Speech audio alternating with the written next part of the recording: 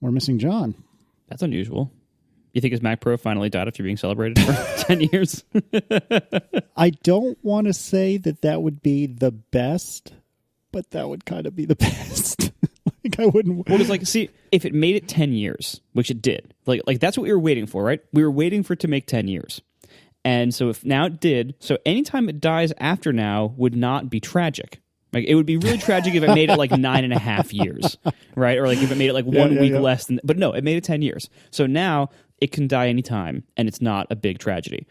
So now it actually becomes funnier the sooner it dies. Oh man, that would be kind of amazing. Does it make me a bad person if a little part of me, maybe a lot of me, wants to see that this thing has just died? I don't think I want that yet, but I can see why it would be funny if it happened, especially right after last week's show.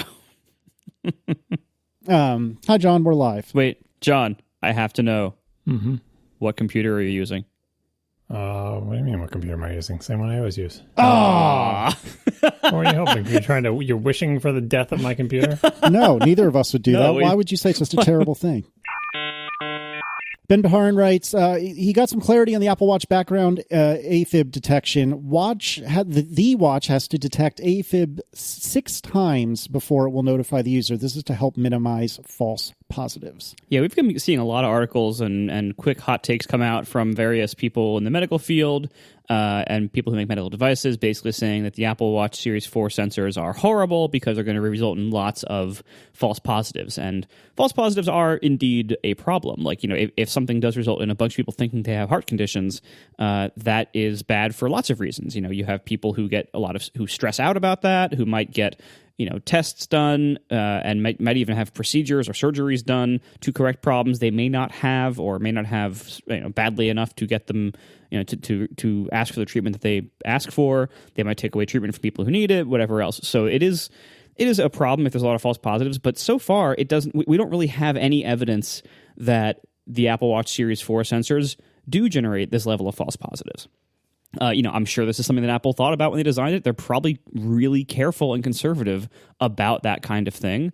So I would err on the side of assuming it's probably okay, that they've probably done their diligence and it's probably implemented reasonably conservatively. Yeah, that's what this item was about, that it has to detect it 6 times, which if you just think about it, it's like, well, geez, wouldn't I want to know after the first one? But it's like, no, you probably wouldn't. The 6 times is the extra insurance to say, this is not a fluke, this is not a sensing error, this is not your watch was shaky on your wrist and there was some salt water underneath it for a couple seconds, and 6 times, presumably spread out over time, not just 6 times in a row, but 6 times with a gap between them, saying that this is a real thing. This is not just a fluke or a sensing error. I thought about that a lot with the fall detection. We talked a little bit about it in the last show, where when they were describing fall detection, I thought to myself, because of the difficulty of figuring out, have I fallen or have I just waved vigorously or have I just jumped or, whatever, that surely either it would be off by default or it would not operate like a dead man switch. But then they got to that part of the presentation and said, no, if you if you fall, if it thinks you fell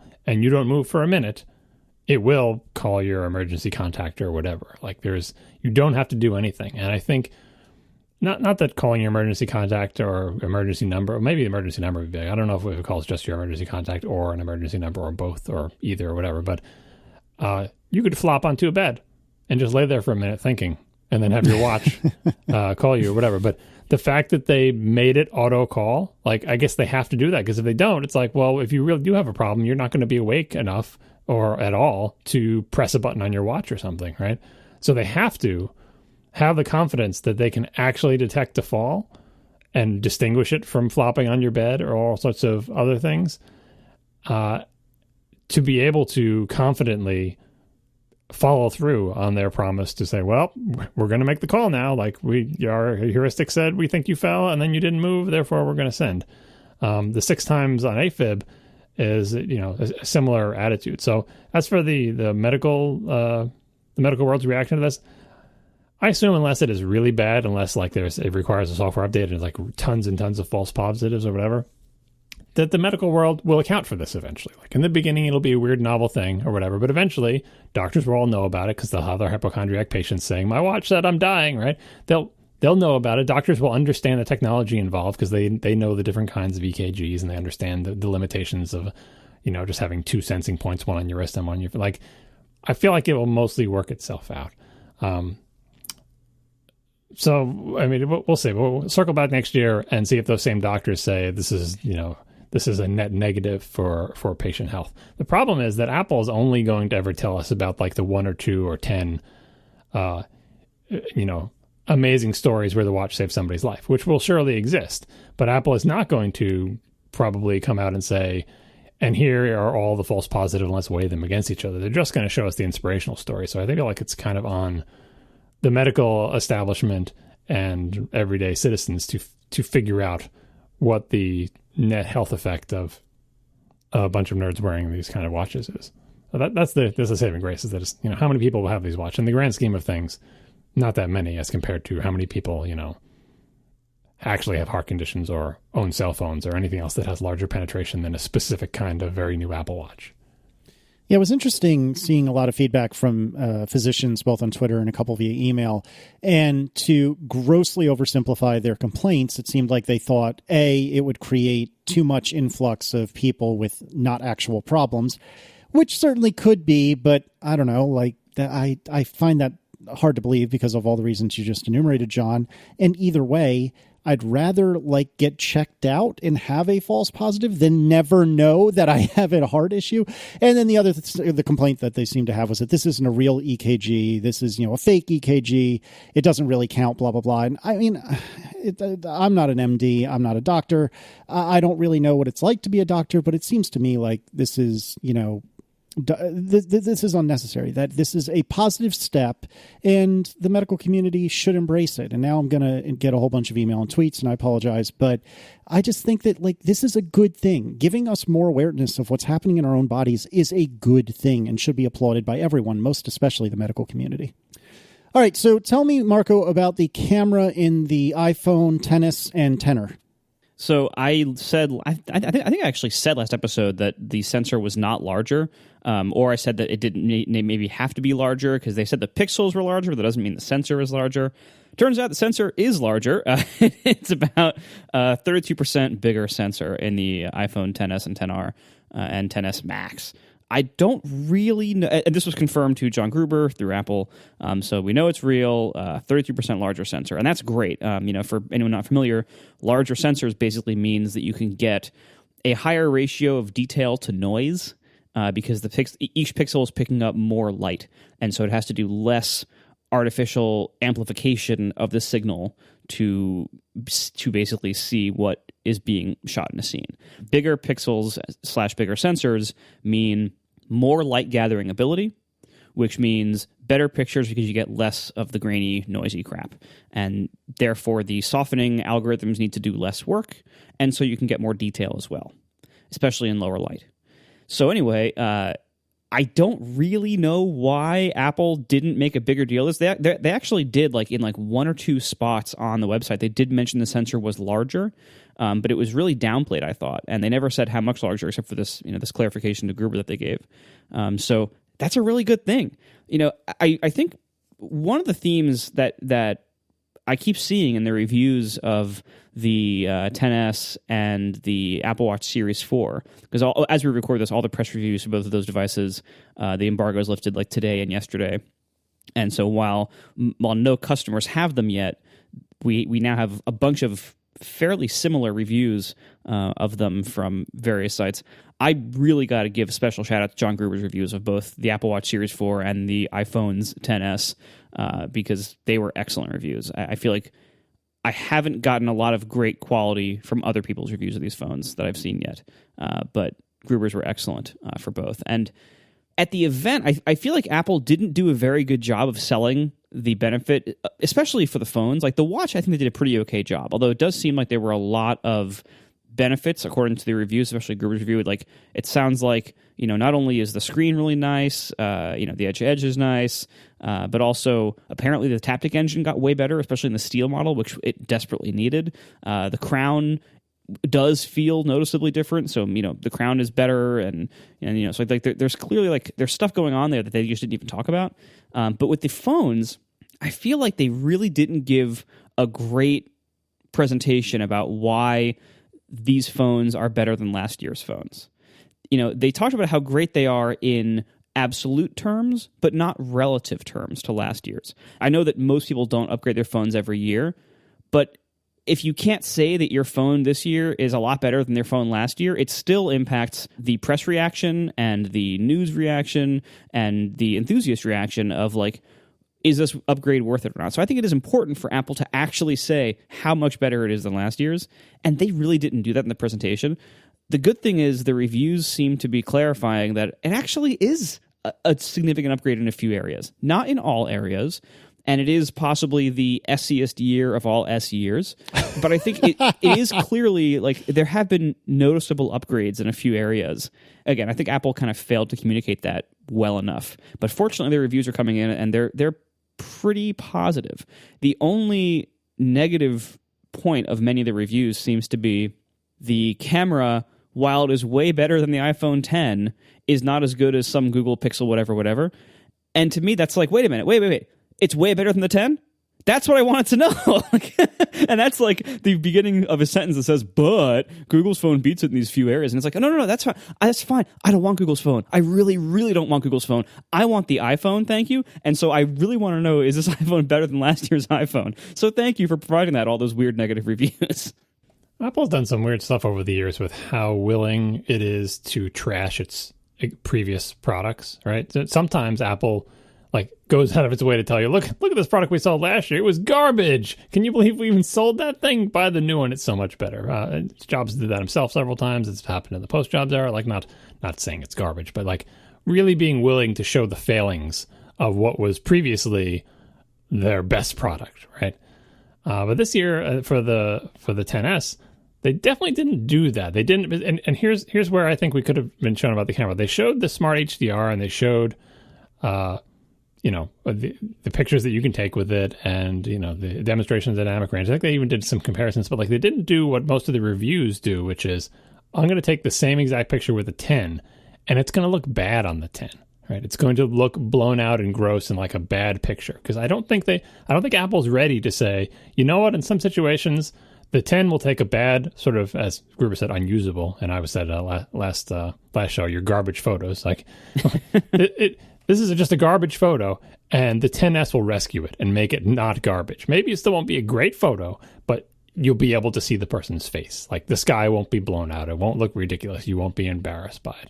And they didn't go that extra step to really emphasize it doesn't just take good pictures, so they always show you good pictures. Of course, it's like professional photographers and models, and everything is gorgeous, right?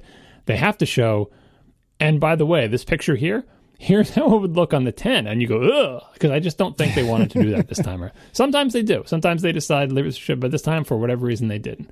Honestly, I don't think it's going to be that big of a deal because, like, for the people who want to know how much better it is than a 10, whatever. Like, but for most other people upgrading, it's just a fantastic phone and everybody's going to love it. And what's much more important about it are probably like the colors, the finishes, the prices than like, oh, let me tell you how much better it is than the 10, which you can't buy anymore. It's like, I don't care. I'm upgrading from a 6 or a 7. Like it's it's miles better. So yeah, it's an S year. And maybe Apple could have trashed its previous products a little bit more, but I think they mostly hit the highlights, just maybe in a milder form. Like there's no, unlike the watch thing where if the taptic engine really is better, like that could have been a thing worth mentioning. I think they mentioned everything that's better about the S. They just maybe didn't emphasize a few things as much as they could have. We are sponsored this week by Squarespace. Start building your website today at squarespace.com/ATP. And enter offer code ATP at checkout to get 10% off. Make your next move with a beautiful website from Squarespace. Now, even a few years ago, it used to be a big pain to put up a new website online.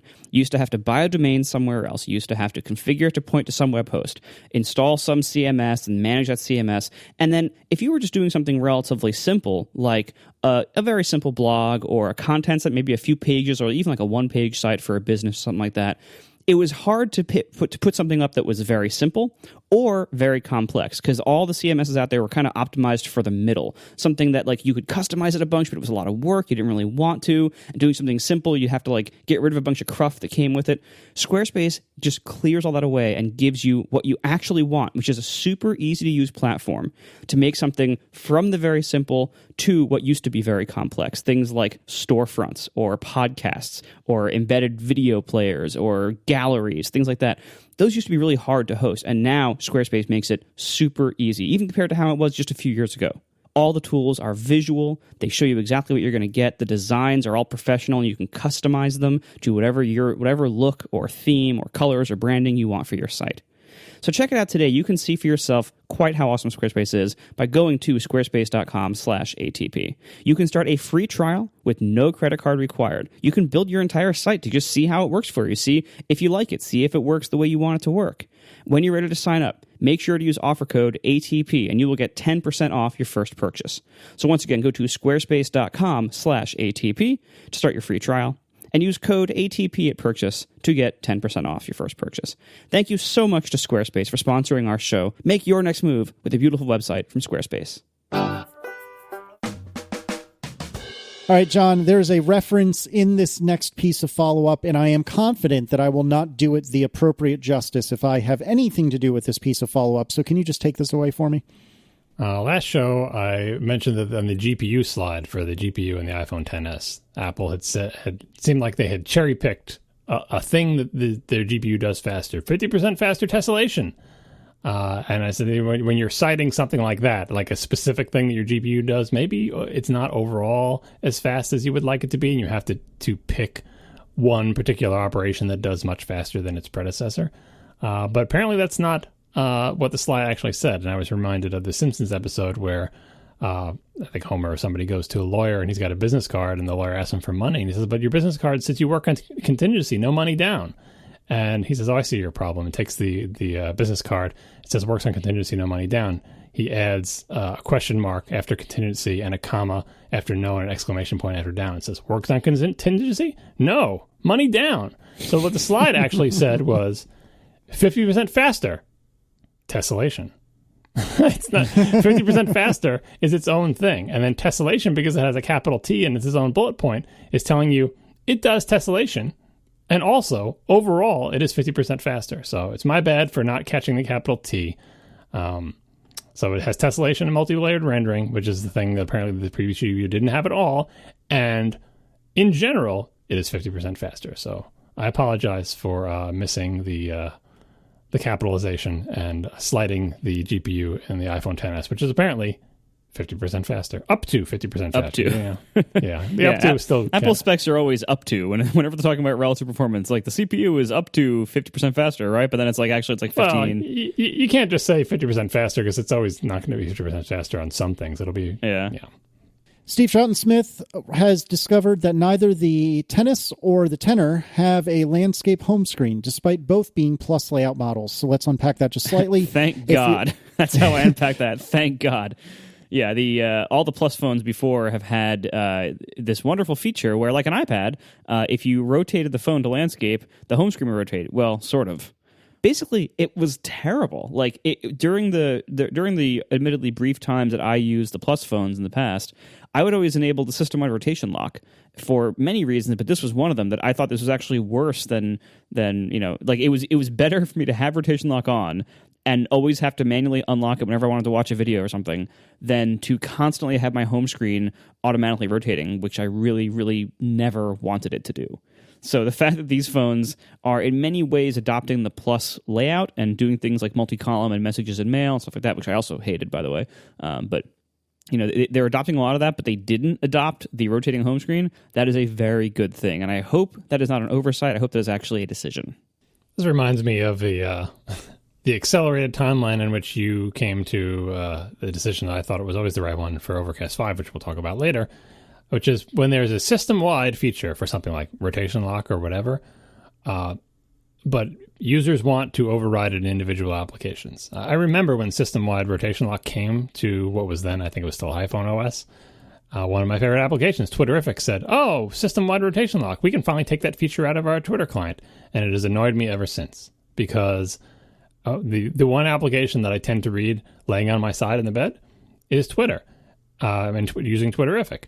I would love it if, like Twitterific version 2, I had a rotation lock in the Twitterific app, because I almost never want to run Twitterific and allow rotation. But I do want to allow rotation when I watch videos on my phone or whatever. Like, so every night I turn on rotation lock, read some tweets laying down, put my phone away, wake up in the morning, do something with my phone eventually in the morning or afternoon, and realize rotation lock is still on, turn it off, blah, blah, blah. So I think there is an advantage to having a per application setting for a feature and also a system-wide one. That said, you go crazy if every single setting has the system-wide one and the per application one, and it's redundant, it can be confusing, and yada yada, so you got to use it judiciously. What they've done with the 10 Max is, or 10S Max, is not have a setting for it, but just say there's no more landscape. Like if you liked it, sorry, because it's just not there anymore. But it is effectively a per application override of a system setting, which again I think makes sense because I hated the rotating home screen, and my wife had a Plus phone as well. So anyway, I totally endorse the idea of selectively, judiciously allowing per application overrides of system-wide settings, because sometimes that's what people want. I would also say I would very much support the idea that people have floated, I think Gruber did too, of having a setting where nothing in the system rotates except video and photos. That would be awesome. Now, right now, I don't think there's any standard API to identify like a view controller in your app as this is displaying a photo. So like they'd have to add some API to make this work with apps. But boy, would that be nice. Like that, because I think so many people, that's what they want. I think when the phones first came out, and as like the world got used to multi-touch interfaces and everything else, the idea of rotation was a fun novelty. And in some cases, like when viewing visual media, maybe when reading certain things, but even that I think is rare. Usually, it's like when viewing photos or video or using the camera. You want rotation for that. In almost nothing else do people actually want rotation anymore. So like my solution with Overcast, I had that problem, John, of like, first I even had the same problem with Instapaper, because that Instapaper was I was referring to the Overcast thing. We'll talk about it later, but yeah, but I supporting rotation in apps has always been difficult and a little bit buggy here and there. It's easy to support it on one screen, but it becomes really tricky when open a web browser, let it rotate. Okay, then the web browser closes. The user goes back to a controller that can't rotate. Does it appear sideways? What happens if they turn the phone, or if they hold the phone the same way they are for a while? Does it stay kind of in this half-rotated state? It's very, very strange. And the iOS handling of rotation has changed a lot over the years for developers, and it's never made it easier. It's always made it more complicated and more buggy. They've just moved the bugs around. So my position is not only should Apple offer a system-wide toggle for this rotation lock except video and photos, but also I don't think almost any app should support rotation at all. I think the only apps that need to support rotation are the ones that display things like that.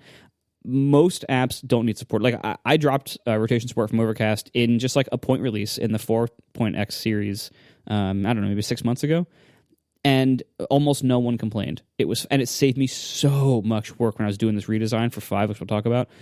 It was so much less work and so much less buggy to make screens that didn't have to rotate than it would have been with that. So huge wins for the developer, huge wins for the stability of the app and the UI by just dropping rotation support altogether. And, when I think about phone rotation, usually to do it successfely, you have to change your grip. Most of the time, I imagine people have to bring up their second hand. If they're, if you're gonna switch from I'm reading something in portrait to I'm watching something in landscape, very often the other hand appears to hold the phone a different way or to read shuffle or whatever. So maybe this is too complicated a gesture and I have to try it to see if it's a good idea. But sometimes I think about like the 2-finger twist motion that you can do. You can do it on the Mac. I think you can do it on some phone apps too for rotation.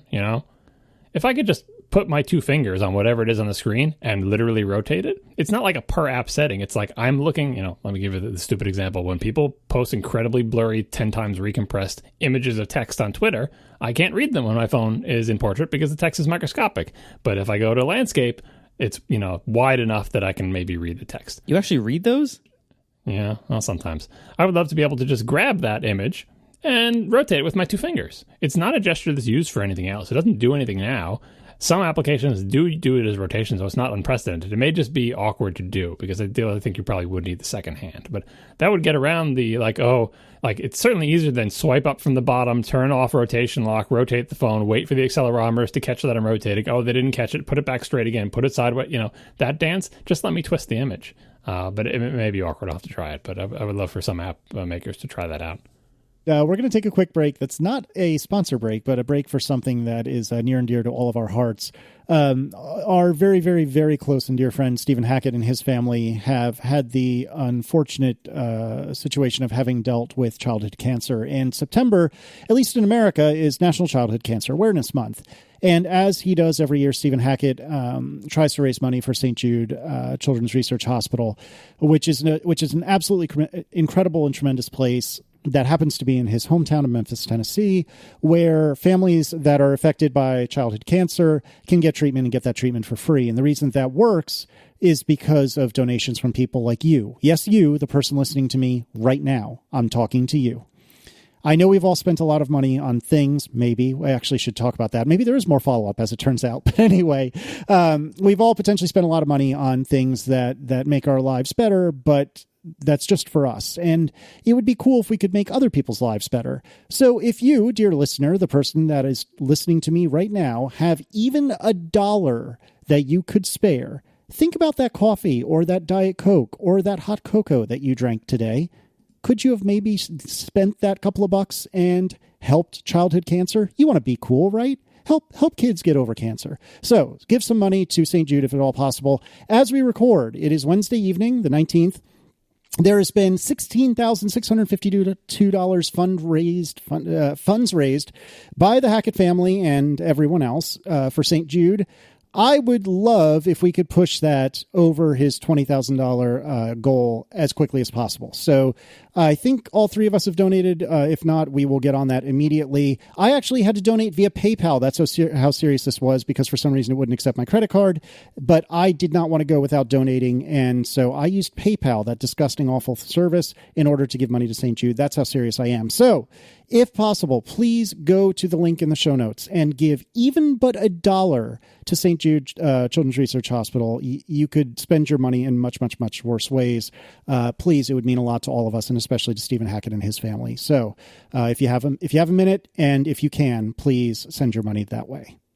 And if you don't know about St. Jude's, the thing that always strikes me about it is, like, if you're a family dealing with childhood cancer, it is a terrible situation to be in. And St. Jude's will treat your child and you never see a bill. Like, so it's one less thing you have to worry about. Like, you don't have to worry about your kid with cancer and also dealing with medical bills. Like, that's the magic of it. So the only way that works, because our entire system of government is broken, is by individual people giving money. So you can feel good about giving that money, because it's not just, fighting cancer and helping kids. It is also, it's relieving the entire question of, how are we going to pay for the cancer treatment for my child? Your money helps families not have to worry about that. Yeah, it's really hard to come up with better causes than this. Like, yeah, I'm sure they exist, but boy, are they hard to think about. Like, it's like this is kind of a no-brainer. Like, if you can spare anything, this is a really, really great cause, and is a way better idea than yet another iPhone case, or yet another iPhone. Indeed. So yeah, please send your money that way. We will have a link in the show notes, and it will be very hard to miss. So please, even just $1. Don't think that's not enough. That's enough. $1. Just do that. Or even more would be better. But $1 is great. So please send some money that way. Now, to continue the follow-up I thought we missed, or I thought we were done with, I should say, what did we order? I feel like we should quickly take care of that. I will start. This is a terrible thing to do right after that. Hey, we all gave money to St. Jude's, and after we gave money to St. Jude's, we gave money to Apple. That's true. That's right. That is our priority system. This is a terrible segue, but I'm committed now. Please don't buy a new iPhone, but I bought a new iPhone. Well, let's see. I can tell you with an honest heart, I can tell you that I have donated a pile of money to St. Jude's, and I have pre-ordered precisely nothing. I almost achieved the greatness that would be only John buying the year's new iPhone. You ruined it. Almost, but not quite. As foretold in Slack, when you said, I'm really thinking about not getting the new phone, and I said, narrator, you got it. Yeah. I got it. I mean, because so two things changed between when I last week was saying, I'm not that excited about it, and this week when I have ordered it. One was, which John kind of quickly mentioned during the show that I hadn't thought of, was trade-in value. So it isn't a question of spending $0 or $1,200 or whatever it is. It was a question of spending like $600, which admittedly is still a ton of money for what is a fairly minor update to the phone. So I had to, really. I'm still not excited to have spent this money on this, but the other thing that convinced me was seeing all the stuff about the camera, especially seeing Gruber's review and seeing some of the sample pictures and what it can do. I did quickly breeze by last week, like, smart HDR, if that's a real thing, could be really useful to me. And it does seem from the sample pictures that all the reviews have, it seems like smart HDR is a real thing. And the sensor being larger is a pretty big deal. This isn't going to replace a full-frame camera. It can't with physics and costs, but it does seem like the camera is noticeably better in both software and in hardware, and that gives it enough value to me. And honestly, the better speakers and better stereo and video, like, once I started thinking about all this stuff, I'm like, actually, I would actually really like that stuff because I'm really into sound. and so, like, it all added up to be like, okay, I wouldn't be happy to spend $1,200 on a minor speed bump, but to spend $600 on a significantly better camera, that actually is worth it to me. And you get a fresh battery too. And also the smart HDR stuff also happens when you do panoramas. It also happens when you take a still photo during video. And the video has that thing where it'll drop the frame rate down to 2040, get extra light on each frame. If you take it from bright in the middle of a video, if you take it from a bright into a dim scene. So all sorts of stuff to help in challenging situations where previously, again, the previous phone would have taken a movie that looked okay until you turned towards the interior and everything's all shady and it couldn't see anything. And now maybe it'll salvage something. You'll be able to see people's faces, right? And the smart HDR sort of being thread throughout the entire system and not just like for one particular still image in a particular mode. Also, a lot of people have pointed out also that there's noticeably less shutter lag, and that's also very important. I miss a lot of shots because of shutter lag. And so to have that be reduced in a noticeable way is pretty impressive and pretty important to me. Oh, and also my screen is probably going to be a lot less scratched. So most durable screen ever, they say. We'll see what that means. Yeah, well, I think it was Gruber. Somebody got clarification that clarification, quote unquote, that it's durable because, like, durability. Like, they said the same thing about the 10 screen, but it was the most easily scratched iPhone screen I think in the history of iPhones. Because what they meant with durable was it wouldn't shatter as easily. Yeah, the clarification was, by the way, it was about, is it scratch resistance or durability? And Apple said it's both, which gives you no information. It's like, okay, it's both. It's the most durable screen ever in both. Is it the most scratch resistant screen ever? And is it also the most shatter resistant? It's both. I don't know what that means. So what specifically did you order? What color, what size, etc.?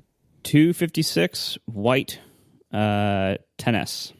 And Tiff got a 10S Max, is that correct? Same thing, but Max and gold.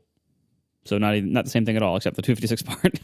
I was with you for the record. If you had just let that go, I wouldn't have thought twice about it. All right. And so I have not gotten any treats, like I said. However, my intention is I am going to try to go to the local Apple store Friday morning, not necessarily to pick anything up, although if it happens to work out, sweet. But I would really like to try on new watches. My intention is to buy a new watch eventually. But as of this time, I have not ordered anything, and I'd really prefer to see it on my wrist before I do so. So I'm going to probably try on Friday morning, laugh as it's a complete disaster of a zoo, and then try again in like a week or two and see what happens. No, that is very, very wise. Because like on the watch front, like again, like the sizes are so different, and they will look so different because of the screen size difference inside the case body. Like there's a few different ways you can go in this. Like in this week's excellent episode of Cortex, CGB Gray, our friend who's not going to hear this, was talking about how he went for the bigger watch because he always likes big watches. He wants like the biggest watch he can get. Even before the Apple Watch, he said he liked big watches, and he wants the biggest screen he can possibly get on his wrist because he uses a watch that way. And then conversely, the flip side is like in John Gruber's review, he mentioned how like his review unit was the big one, but he said he's kind of thinking maybe the small one because while the big one can fit, he might be able to get away with merely the small one. And that's kind of how I think about it. I'm not a huge watch person. There's a certain amount of kind of just delight in having a watch that's very, very small but still looks good on you. Because like one of my favorite watches is my Nomos Minimatic. It is 35 millimeters. It is the smallest watch I own. It weighs nothing. It is incredibly thin. It sits small on the wrist, but it has a super thin bezel. And as I was mentioning last week with, regarding like how watch size looks with like bezel thickness, having a super thin bezel so the dial kind of goes edge to edge makes it look like a bigger watch than the 35 millimeters that it is. And I've been wearing that watch most of this past week because it's one of my favorites, and I get a certain amount of pleasure out of like, this thing is so small and lightweight. It feels like I'm not wearing anything at all, but I'm getting all the utility of it. And there's a certain amount of pleasure in that, especially like when it's hot or whatever else.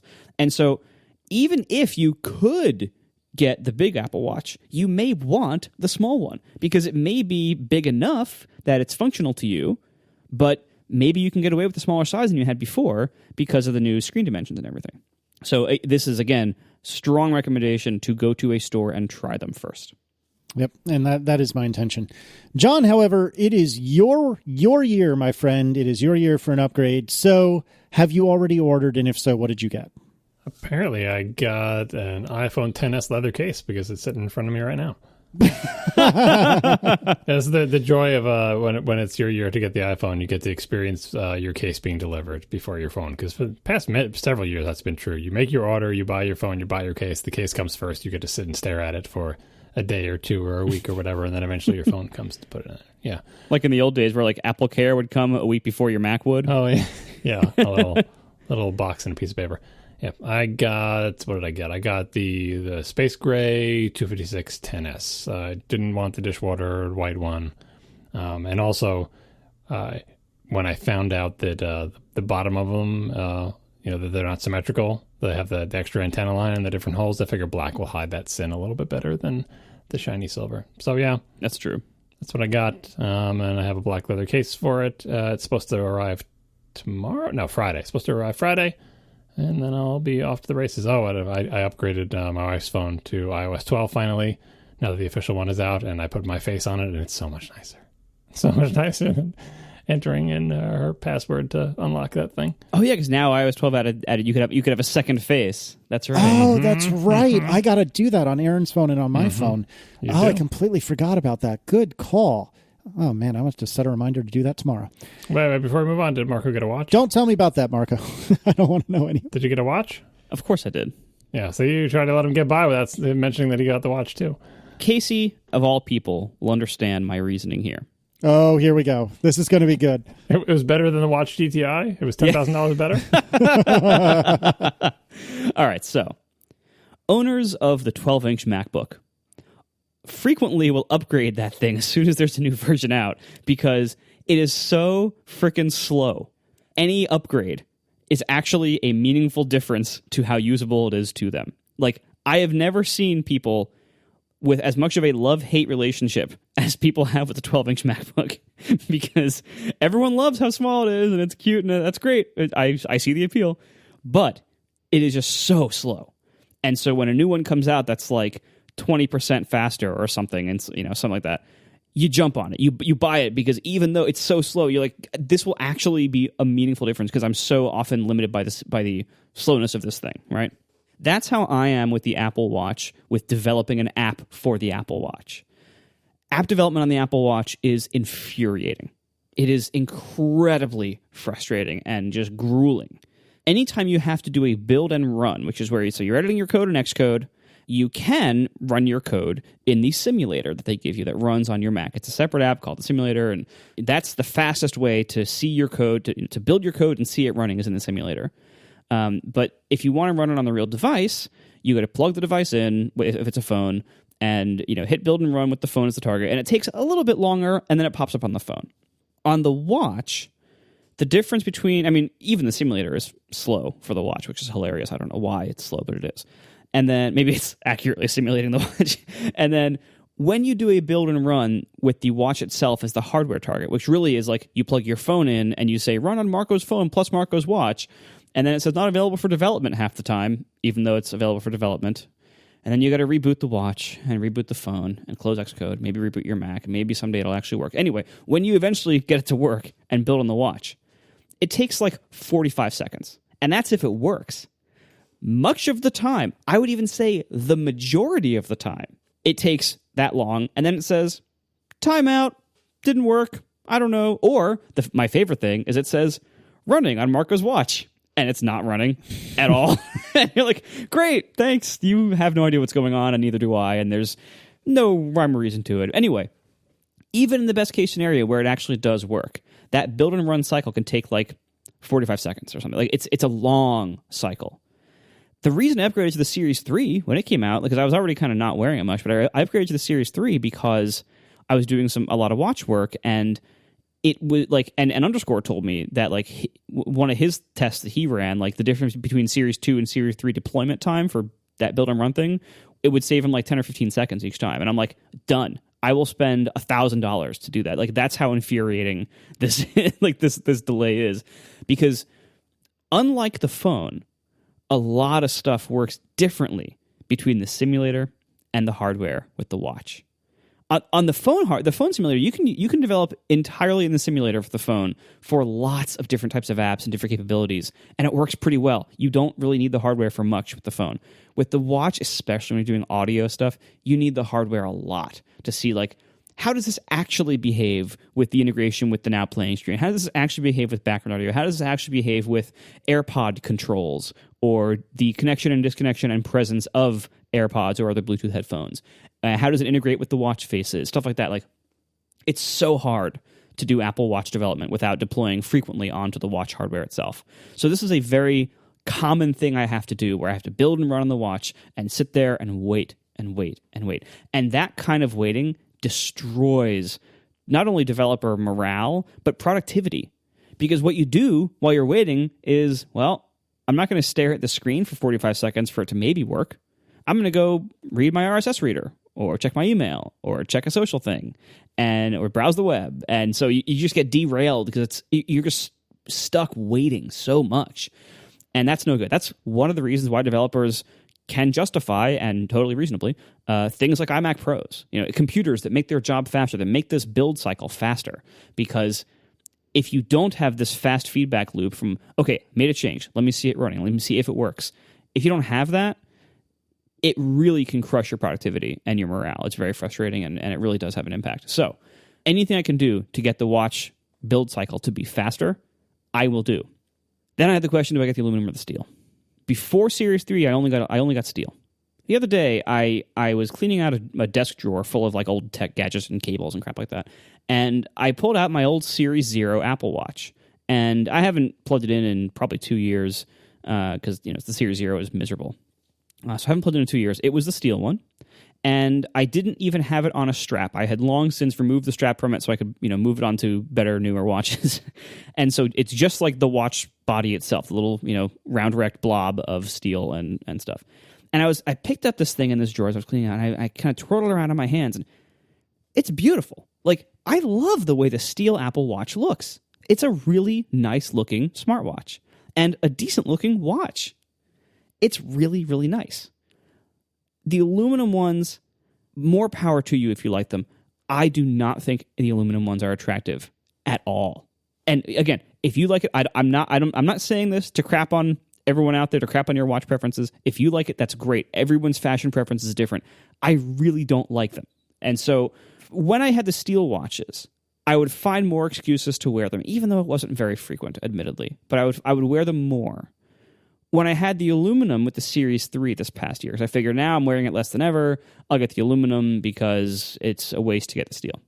I had the aluminum Series 3, and I think this is one of the ugliest products Apple has ever made. And part of that's the giant red dot. Part of it's the thickness of the Series 3 being so ridiculously thick. And part of it is just like, I don't like this finish. And so now my usage of the Apple Watch has gone from occasional to only when testing Overcast and wanting to take it off as soon as possible when I get back from a walk or whatever. And that's not good for my app. Because increasingly, when the Apple Watch first came out, I was seeing something like, 5% of people using it in the app, something like that, right? Now it's like 15, 20%. It keeps going up. For me to not use the watch ever is not good for my app. So I rationalized myself getting the steel this time, even though I know I'm not going to wear it a ton. Because when I have the steel, I feel good about it. Like, I look at it and I think, that's a nice looking watch. Like, I actually feel like it looks good to the point where maybe I won't take it off right when I get home. Maybe I'll wear it for a whole day at a time or for a whole week at a time instead of just treating it like some kind of medical device that I want to get off me as soon as possible. So that's how I rationalize it. It'll be, not only do I want the Series 4 in general for the development speed up, but I also went for steel, even though it seems a little ridiculous, because I honestly think it will make me wear it more, which will be better for my app. I honestly can't see the difference between steel and aluminum. And maybe if you had them next to each other. Yeah. No, I agree. You can see the difference. You're just saying, like, normal distances on your wrist, it's not a thing that stands out to you. Well, that's the thing. Like, I cannot remember a time I've looked at somebody's wrist and been like, oh, that's a steel. I've only ever looked at them and said, oh, like once or twice I saw the original edition and thought, oh my God, are you kidding me with that? But the point I'm driving at is sitting here now, I don't recall a time I've looked at a watch and been like, oh, that's a steel watch. Now, I completely agree. I'm sure if you set them side by side, I would think, oh, well, that's obviously steel and that's obviously aluminum. But I mean, just sitting here now, I don't see them as that different. And I'm surprised that you have such a strong reaction to the aluminum versus the steel. It just seems so illogical to me. And I'm not actually trying to say you're wrong. It's just, to my eyes, it just seems so weird that you would have such a strong reaction. But hey, man, you do you. I mean, and you said the same thing. Like, this is taste. It's fashion. It's visual. It's fashion. It's totally irrational. But it's fashion. It's real. It's just irrational. And if you don't see this the same way, that's a really good thing because you can save a lot of money. Exactly. So, John, you didn't order any watches for either you or Tina, is that correct? No, I mean, I'm still not sure I'm going to, for all of Marco's extensive rationalizations of why he's going to do the thing we all knew he was going to do anyway, mine will be even worse. if I buy this watch, mine will be even worse because I wear my watch like way less than even Marco does. So it'll be really ridiculous for me to buy one. But then again, like, how long old is Series 0? 4 years? 5 years old? I feel like I get a lot of mileage out of it. So that's probably my rationalization. Be like, look, you wear it 2 times a year, but if you keep it for 5 years, it's not that bad. Anyway, I'll got to see what they look like in person, see if I think it will actually motivate me to wear it 3 times a year instead of 2 or whatever. But yeah, I'm not doing anything involving the watch until I see them in real life, which I haven't yet. Oh, we did get a phone for my daughter, though. So we got that solved. What'd you get her? She got, after much hemming and hawing, she got an 8 with a supposed promise that she has to use it for the next 3 years. Ooh, that's bold. Yeah, we'll see if it survives. I opted for the theft and loss protection because I know my daughter. In addition to like the drop and whatever. So it's in a giant case, and we'll see how this goes. We are sponsored this week by Eero. Finally, Wi-Fi that works. What you need to cover a lot of people's houses or apartments with actual good coverage, high-performing Wi-Fi in every single room, and maybe into the backyard and front yard too, is multi-point Wi-Fi. Because no matter how many antennas you shove onto one router, it's still not going to get through things like certain materials of walls or certain layouts of rooms. It just does, Wi-Fi is not perfect. It needs to be broadcast from multiple points to actually have good coverage. That's how physics works. So, Eero brings this to you in a really incredible package, to be honest. I've used it myself. It is really, really nice. So here's how this works. You have the Eero base station, and all the Eero radios are very high-end. They have 3 5 gigahertz radios in there. They're tri-band. The second generation one is twice as fast as the one that came before it, which is already pretty great. I've used them both. They're already great. Eero is just really, really fast, high-end hardware, packaged into really nice, small, attractive packaging. So you have the base station, which kind of looks like an Apple TV, but white, and then you have the beacons. These are the satellite units. You don't have to run wires to them. You just you plug them into the wall, and they look kind of like big nightlights almost. They're super nice, super, they sit flush against the wall right on the outlet. They even can be nightlights. They even have little LEDs if you want to use them that way. And then the base station and beacons communicate wirelessly with each other and form this giant mesh that blankets your house in fast, reliable coverage. It's way better than one router, and it's way easier to set up and manage, too. They have a great app. They have support if you need it, but I bet you won't. It's super easy. It's the easiest router setup I've ever seen, mesh or not. So check it out yourself at Eero.com. That's EERO.com. Select overnight shipping at checkout, and then enter code ATP to make it free. So once again, Eero.com, overnight shipping, Code ATP to make it free to the US or Canada. Thank you so much to Eero for sponsoring our show. I was so excited to test out the new feature of the HomePod, multiple named timers. This is I said on multiple episodes in the past, like this is like the one big feature it needed to make it more useful in my kitchen. They finally added that. And it almost works. Almost? So I've been testing it for the last couple of days since I installed the update. Oh, Siri. It works in the most Siri way possible. The basic functionality of it does indeed work most of the time, in the sense that you can say, so like earlier today, I was making 2 cups of tea. I was making a cup of green tea and a cup of black tea. Green tea, you got to brew for a short time, otherwise it gets really bitter. So I said, start a green timer for 2 minutes, and then a couple minutes later, once the water got hotter, and I poured it into the black tea, I said, start a black timer for 5 minutes. And it properly knows it. Then it'll say, okay, green timer set, whatever. And you can ask it, how much time is left on the green timer? And it'll say, your green timer has 2 minutes left. When the timer goes off, it'll make this little chime, then it'll say, green timer is done, or something, something like that. It'll announce which timer is done. So these are the basics. Good.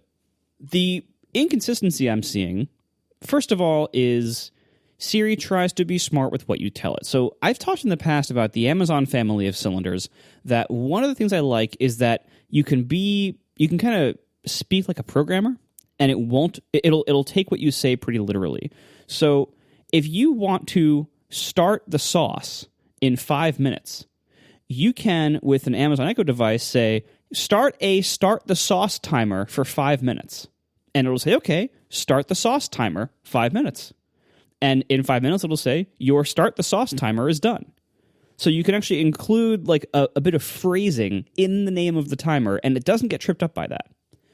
Siri has this problem with everything I do with it, including with reminders, with other types of intents, like creating things in things. Siri will kind of jumble what you say to it that sounds like part of the command, even if it's part of what you think of as a parameter that you're passing to the request you're making.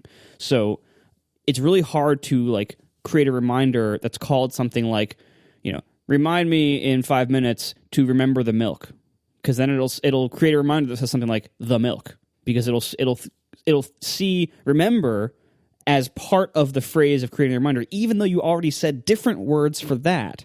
It'll assume you just said it twice or something. Like it doesn't. It's not. Siri's not good at parsing those commands like that. Whereas the Amazon Assistant is super literal, and which is both good and bad in certain cases. But it was super literal in the sense that it would, you can talk like a programmer to the Amazon one, and it gets it right, whereas Siri doesn't.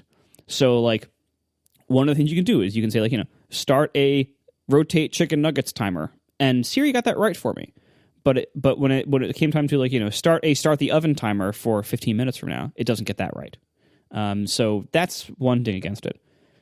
The main problem I have with it, though, so far, and hopefully this gets resolved over time, although honestly, knowing Siri, I'm not sure it will, is so one time when I wanted to create a second timer, I was told today, when the feature came out and I patched my HomePod like 3 days ago, I was told one time today, in the middle of a sequence of doing these things, sorry, you can only create one timer at once.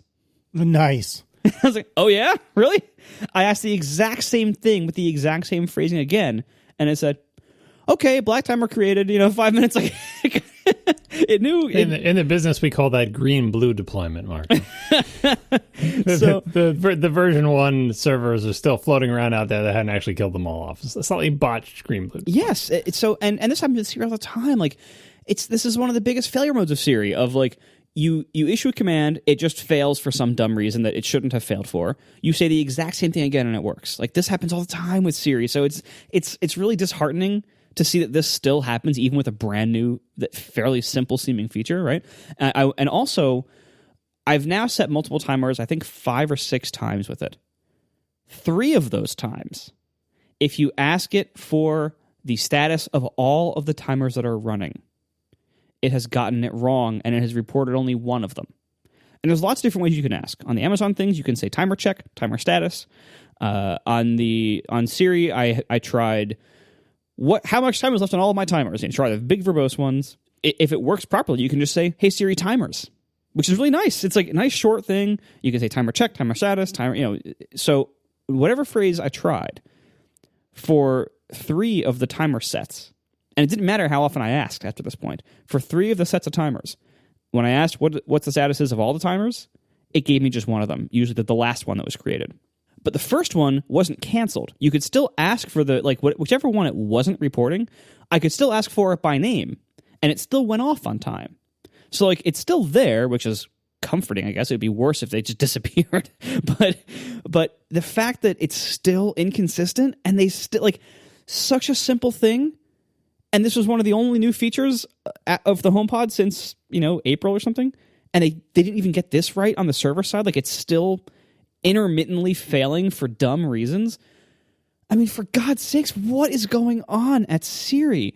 This is such an almost great product. I like the HomePod in so many ways. And as Amazon moves forward with their stuff, I generally trust them less because it seems like they're doing weird things sometimes with their setups, and they're pushing it in weird directions. And I generally don't trust Amazon to be a good steward of their platform long term. I think they're gonna start doing weirder and weirder stuff with it, like with their weird voice chat stuff, and building in more things that they just want more of your info, and they want to dominate more of your life. And I know Amazon's going to ruin what they have, because they always do with this kind of stuff. See also Kindles, so I know they're going to ruin this. And so I want so badly to switch to the HomePod, but if it can't do basic stuff reliably, come on, that's the basic requirement. I'm okay paying their crazy prices. I'm okay having, not having all the skills that the Amazon series has. I love that it is a nicer looking thing. I love that it sounds way, way better. I love all the privacy stuff that Apple does. It just has to work. And Siri still doesn't do basic things reliably. What year is this? Why hasn't somebody changed this? They have all the resources. Other companies have demonstrated for years that it is possible to do this with way more reliable results than what Apple does. I mean, if they're not doing what they're doing with Maps, with the big article that came out a few months back where they're doing this big reset of Maps, if they aren't doing that with Siri, I have serious concerns.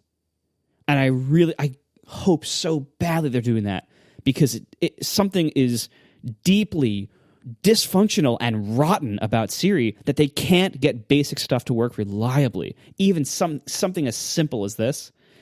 This is a critical part of infrastructure for the company and its products. They have to make a change. I was joking before about blue-green deployment, which, by the way, please don't send me your emails and tweets about, because I said green-blue. I meant blue-green. It's fine. Anyway, but it is the case that this feature just came out and you just updated your HomePod.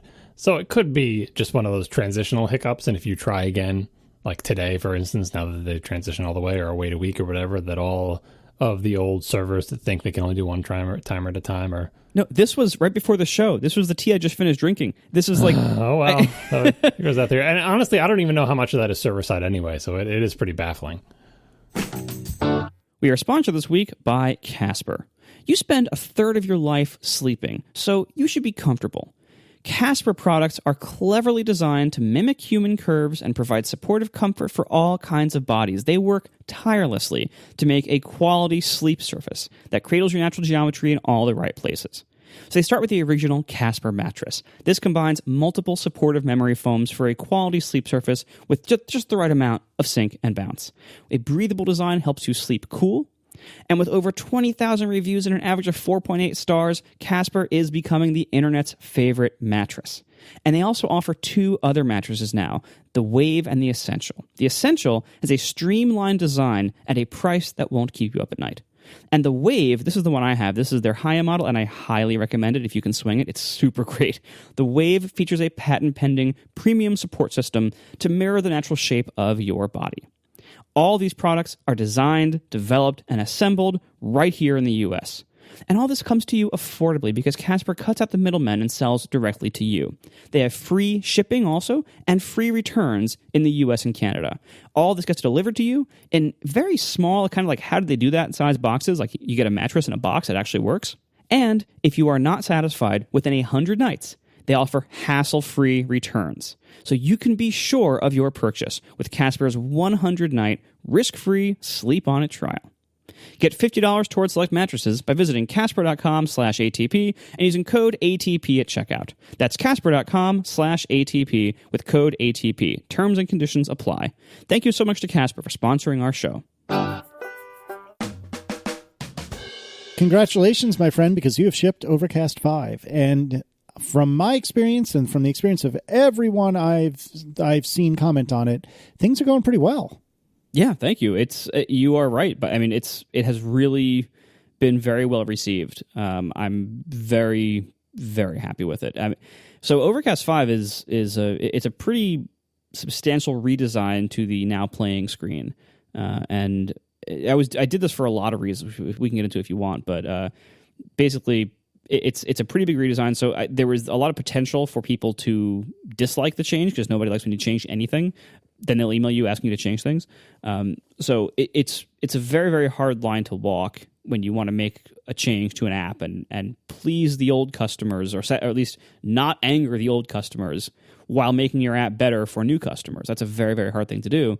And I have not always been very good at that. But in this case, this worked out well. And the new now playing screen is way more discoverable and usable, and I think looks nicer than the old one. And so it has worked. There's a lot of other things about the update too, but that's the big thing. Like that was the thing that I was most proud of and was most scared of the reaction. I don't remember during the beta process if you had tried this or if maybe it was before the beta, but did you ever try going with 3 dots under the thing instead of the things poking in from the sides on now playing? That's what Overcast 4 was. There were a couple of issues with that. So number one was there was really no good place to put the chapter title when you had the 3 dots interface. And you know, this is a common, you know, iPhone interface thing that, you know, the 3 page dots that you get under anything that's multiple pages.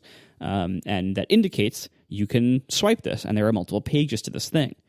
So I thought with the previous design just had the artwork edge to edge, big square, and it was scrollable. And on a page to the left was the like speed and settings and stuff, and on the page to the right was show notes. I was getting emails every day from people saying, "I would love your app if it had speed controls," or "I changed the speed. I don't know how to change it back. Everyone's talking too fast. Help." Oh no! It was very clear to me from all sorts of feedback that the previous design just was not discoverable enough. That those 3 dots, there were 2 problems. Number one, the 3 dots weren't very discoverable even when they were shown. Number 2, they were hidden and replaced with the chapter bar when podcasts had chapters. And it's how I added this feature. When I was designing that screen, very few podcasts had chapters, so it wasn't that big of a problem. Then I released an app that made it really easy to make chapters. And this was probably poor timing. So then a lot more podcasts, especially those popular in Overcast, started adding chapters. And so the percentage of time these dots would display was going down. But even when they were displayed, most novice users were listening to podcasts from big producers. They never use chapters because they use low production value on the files, despite all the money they spend on the production itself. So, most people weren't seeing or weren't having the dots hidden from them by the chapter bar. Most people were seeing the dots, but they just weren't noticing it or knowing what it meant, right? And this has been a problem that I faced with Overcast since 1.0 of anything that is hidden behind a swipe or a gesture, anything that is not really visually obvious, that visually is on screen, people won't find and they won't use. And they'll think the app just doesn't have that feature, or they'll email me asking about that feature, or they'll get really mad because it doesn't have the feature. And all this time, it does have the feature, but it just wasn't in an obvious enough place in the design.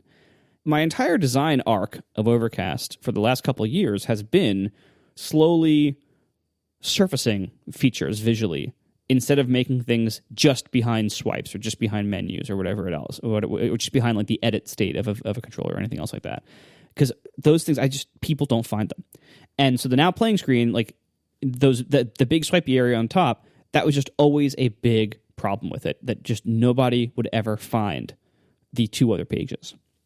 So that's the main thing I wanted to solve with this. And if you look around, like, Apple's podcast app and the music app both have similar issues. And remember when the music app, I think it was in iOS 10 or 11, when it first put the repeat and shuffle buttons where you have to scroll the now playing screen to see them, like below everything else. Remember that? Yeah, but there's no affordance for that, though, unless you have some content cut off. When there was no content cut off, like, at least the dots give you something. Like, what I was thinking with the dots with the Overcast 5 is, I always felt the Overcast 4, because it was edge to edge, right to left, it didn't look like there was anything to the right or left. And then with the new design, just by shrinking the art to have margins around it, maybe even without like the things peeking out of the side, like this design with the dots would be more discoverable than the 4 design with the dot. Obviously, I think it's even more discoverable with the lines, but I wonder if people are going to figure out what it means that there's these little gray lines on the side. Like, I mean, you'll find out, I guess, from the feedback, but I was thinking, like, why not belt and suspenders? Why not have things poking out from the side, little grip handles, and 3 dots? The main thing is, I mean, first of all, like, I would have the same problem with chapter stuff where, like, the best place to put chapters in this UI is right where the dots would go. And so, like, do you do the same thing where the dots are hidden when the chapters are shown? And then even then, like, I've also moved the main time slider down below the art. Before it was always above the art. Now it's below the art, so it's more easily reachable on super tall phones. I think it would look really crowded there with the 3 dots and then a small gap and then this time slider right there. Yeah, you made the time slider so skinny. That's one of the things I miss, is being able to glance at it and see how much of orange is filled up. Is it halfway orange or 3/4 orange? Now it's like this really skinny line with a little tiny dot. It's much harder to read at a distance. It looks more elegant, but I'm not sure it is as Fisher-Price friendly as the old one was. Well, but I mean, part of this is also just fashion. It's app design fashion. App designs have, fashions come and go, trends come and go. The previous design was incredibly iOS 70, and it was really looking dated to me, like very, very, very dated.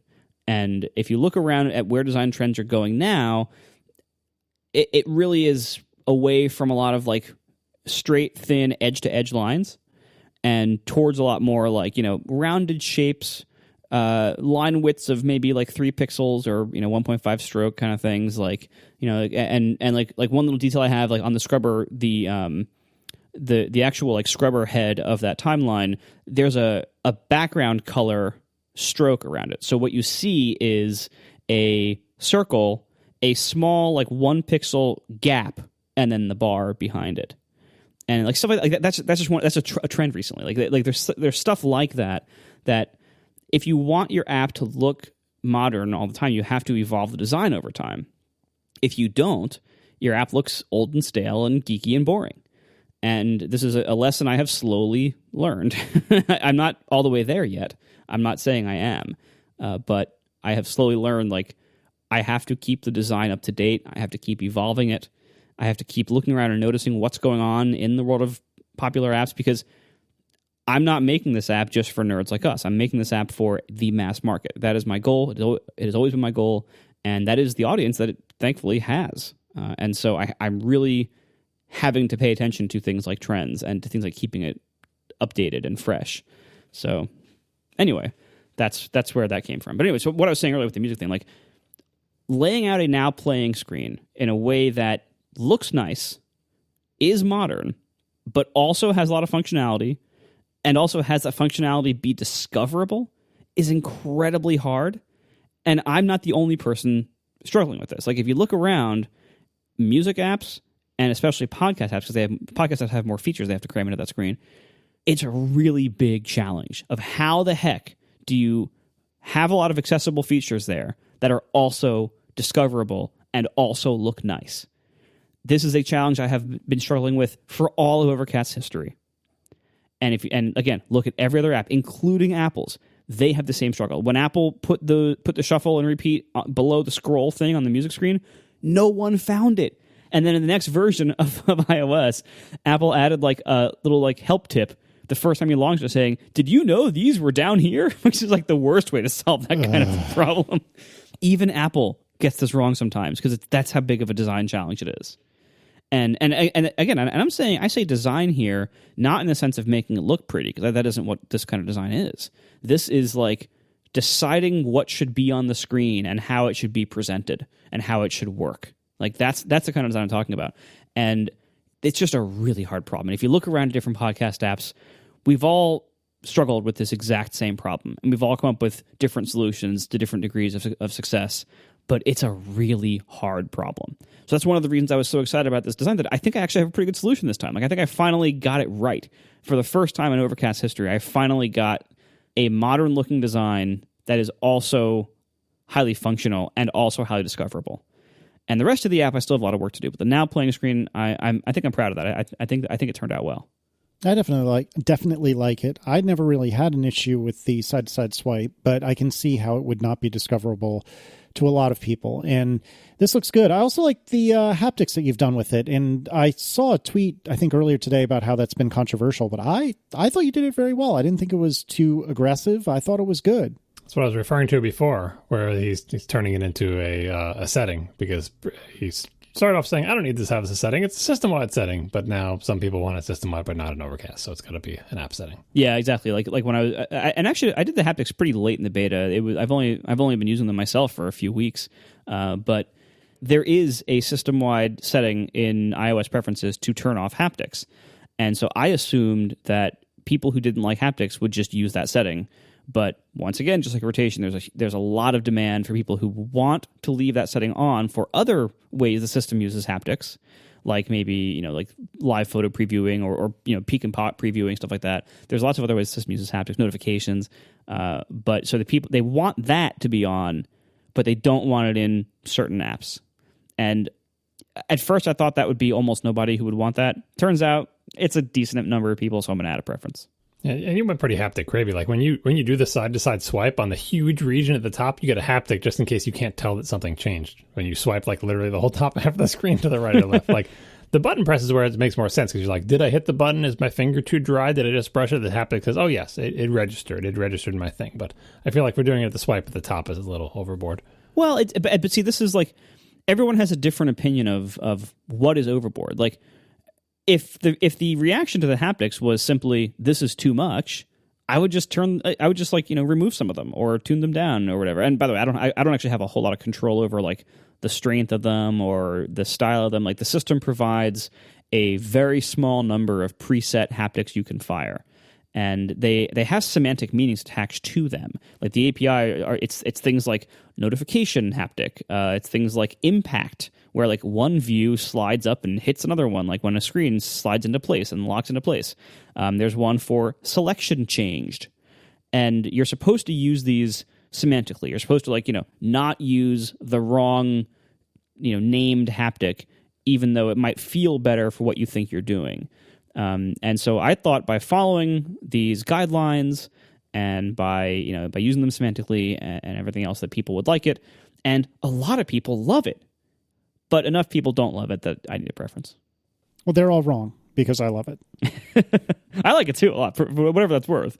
What about watch playback? That's back. That's exciting. Yeah, that's really exciting.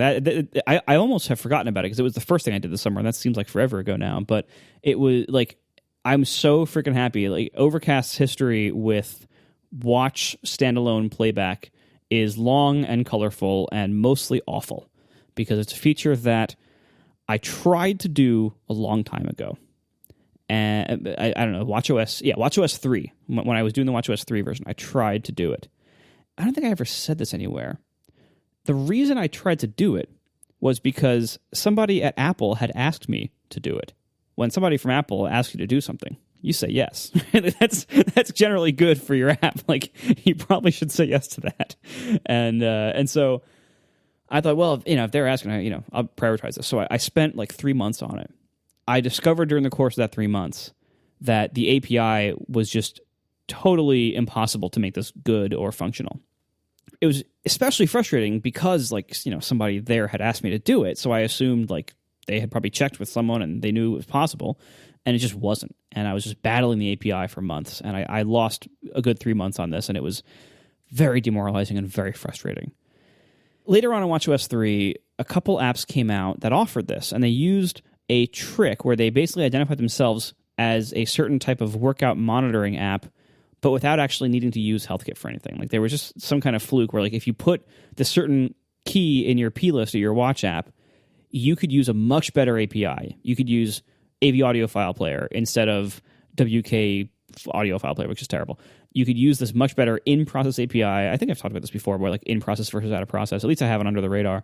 And so this became possible. So I decided, you know what? I already built almost everything else for this feature with minimal effort. I can use this workaround and ship this feature like today. So I did. Then watchOS 4 was slated to come out.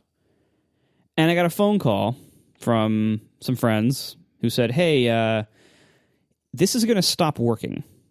The reason it worked was a bug. We fixed the bug. That's not a fun phone call. Nope. and they were very nice and apologetic about it, but it was clear that they were not going to unfix the bug just for me. And so I had to remove this feature. Because I had this feature at one time, there are articles out there on the web that say, use Overcast to have offline watch playback. Okay? And they of course weren't updated after I removed it. So I have gotten an email like every 2 days for the last year or so from somebody saying, I can't figure out how to send to my Apple Watch. This option is not showing up. I can't figure it out. What's going on? The real killer is at least half of those emails say, I even paid for the premium version, and now I can't find this feature. I want a refund. This feature was never behind the premium paywall. This is just like what people do. It's a common failing of like they look for a feature that they heard was in an app. It's not there, and they see an option to pay for a premium thing in the app. No one ever reads anything in text in apps. You can put whatever text you want in the app. They're not going to read it. They see, oh, I got to pay for something, and I'm not finding this feature. Okay, I'll pay. And now I'll get the feature, obviously, even though it never says that anywhere. But again, no one reads text in apps. So they would pay for it, still not find it, and get really mad that they just got ripped off. Even though I never promised it, but that's not. It doesn't matter what I promised and it matters like what's in their head. It was just a bad situation to be in, but I couldn't really do much about it. The only thing I could do is offer that feature again. And so when watchOS 5 came out, or when it was announced in June, and Apple actually made a lot of meaningful improvements and changes to the way watch background audio playback works, I could finally actually offer this feature well. Not super well, because file transfers still suck, but well enough to be shippable and functional again. And even better than it was before, honestly. And so I finally was able to do that. And that launched, again, 2 days ago with Overcast 5. And I'm just so freaking happy that this is finally done. And I've done a few changes for how it's done. Like one of the main things is I'm now automatically syncing your most recent X podcasts to your watch rather than making you send them individually, which kind of helps minimize the problem of transfers just taking forever because they're going over Bluetooth. But overall, it's so nice. You can finally like take only your watch out for a run with headphones, and it works. It's really nice. That's super awesome. And I actually haven't had a chance to use this yet because I haven't gone for a run once I had the new beta installed and all that. But it's super exciting, and I'm really looking forward to trying it. Oh, yeah, and volume control. This was fun, too. So by far, the most common feature request, besides standalone watch playback, maybe even more common than that for the watch app, has always been volume control in the watch app. This wasn't possible in the API. Like there was no API that I could use to programmatically control the volume of watch playback ever. And there is one that you can use to programmatically control volume of the iPhone.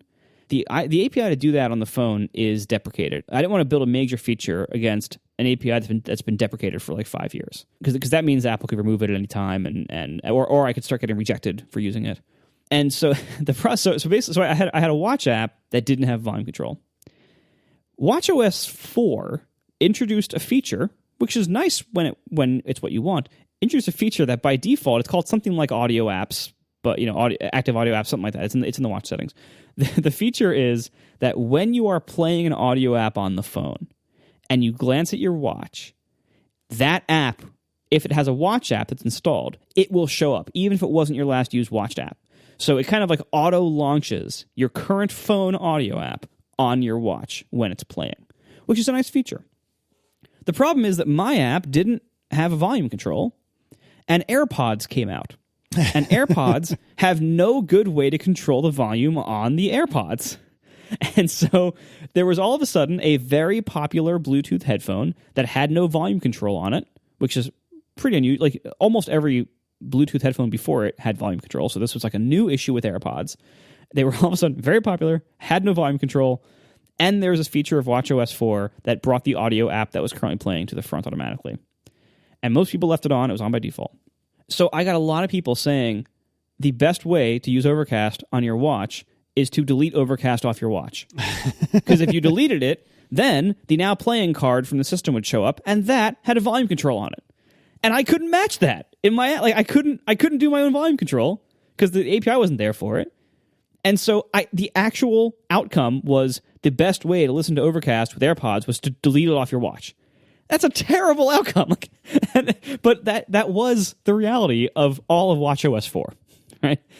watchOS 5 finally gave me a freaking volume widget that I could put in my interface. And they did it in, the most bare bones way possible. Like it is a pre-made widget. The only thing I can customize about it is the color of the line that goes around it. That's it. And you can customize whether it's controlling the watch's volume or the phone's volume. But you can't change it programmatically because the watch volume widget is a private class. You can put it in a storyboard, but it is a private class that you can't call from your code. Nice. You can't assign it to an outlet. You can't modify its properties at runtime. So to offer a screen that has both local volume control in one mode and watch volume control in another mode, I have two of those widgets in that storyboard. Just one of them's hidden at any given time. It's the craziest hack that you have to do to make this work. It's such a weird, bare bones thing. But the fact is, it does work. And it takes up a freaking third of the screen, but I don't care. It's worth it because it's such an important feature. So finally, I was able to offer offline playback and volume control on the watch. And those are major, major feature requests that a lot of people had. And the API was too limiting before. I couldn't offer either of them through no fault of my own. And of course, people don't know that. They still kind of blame me for it not being there. And so, to be able to finally offer these things is a pretty big deal. Yeah, that's awesome. I assume the next step is freshening up the rest of the UI. Honestly, I'm not in a huge rush to do that because any kind of major UI change to some of the basic screens of the app is a pretty big undertaking. Not as big as an app playing screen. That was the biggest, I think. But the app playing screen took me 2 months. That was a lot of time because it impacts so much other stuff, and so there were so many other things that needed to be changed for it. So all of the card controllers, the effects controller, the chapter controller. The chapter controller didn't exist before. It was part of show notes. The show notes controller, all these things have to be modified to fit with it. All the buttons, I kind of modernized the look of all the buttons to match the new style. The stroke width is changing on lots of the icons. It's getting thicker. Some of them were restyled. I totally rewrote the sleep timer because it sucked before, and now it doesn't, or it sucks less at least.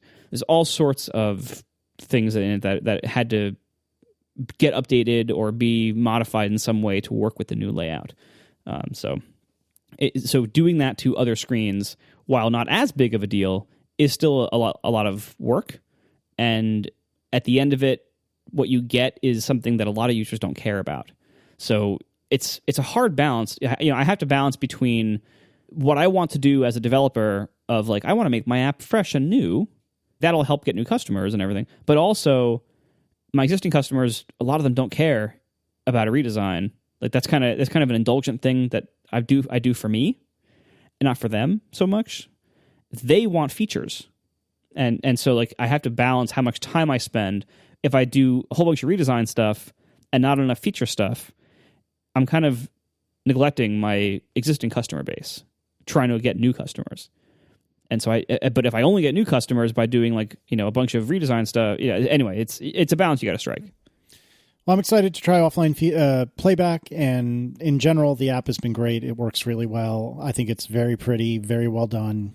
I like it. It's my podcast app of choice. Thank you. Oh, and search was a big thing. It was bigger than I expected. I'm going to do an entire episode of Under the Radar, I think this week, entire episode on Under the Radar about implementing search. It is surprisingly deep of a topic, and so I'm not going to cover it here. But see this week's Under the Radar for how to implement search. All right, thanks to our sponsors this week, Squarespace, Eero, and Casper. And we'll see you next week. Now the show is over. They didn't even mean to begin, 'cause it was accidental. Oh, it was accidental.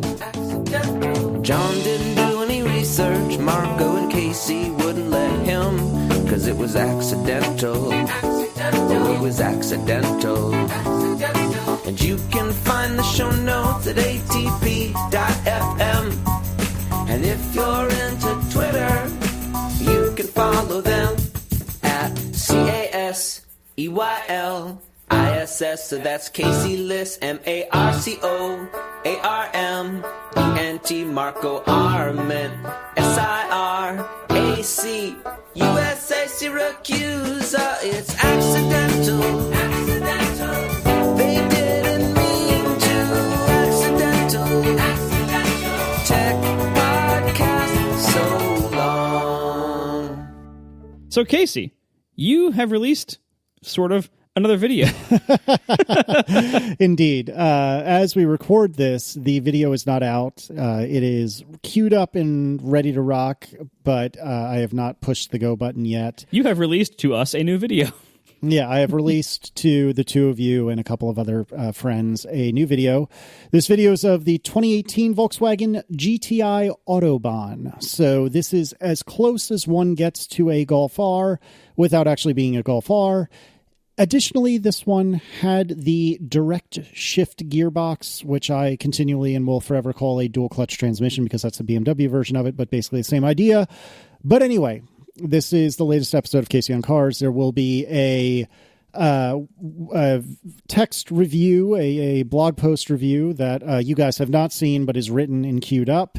I will put a link to that in the show notes. And, of course, there is a video which you guys have seen. So, all right, do your worst. Tell me what I did wrong. Well, John didn't do his homework, so he can't tell you. Ah, that's right. I did like a quarter of my homework. All right, so I'm going to start with the negatives so I can end with the positives.